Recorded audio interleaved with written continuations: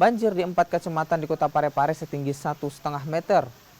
Kecamatan Bacukiki dan Kecamatan Ujung jadi 2 daerah terparah diterjang banjir.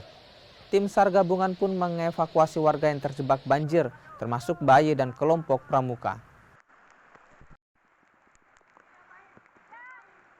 Rekan-rekan dari BPBD Kota Parepare bahwa telah terjadi musibah banjir. Ada beberapa titik yang mengalami banjir. Yang pertama di Tegal sendiri, ada beberapa keluarga, beberapa kepala keluarga kami evakuasi. Dan ada satu balita umur 1 bulan kami evakuasi ke rumah kerabatnya. Dan di Lontange ada 2 kakak yang kami evakuasi bersama teman-teman SAR gabungan.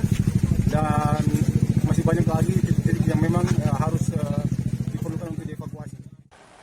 Selain di permukiman warga, evakuasi juga dilakukan tim SAR gabungan di bantaran Sungai Jawi-Jawi, Kelurahan Lapak Dek, Kecamatan Ujung.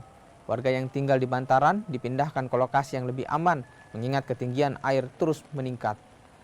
Setidaknya ada 3 warga dievakuasi di bantaran Sungai Jawi-Jawi.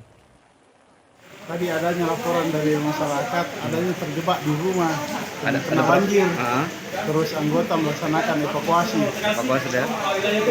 Memindahkan korban dari rumah ke yang tempat lebih aman. Tadi banjirnya setinggi apa sih Pak kira-kira?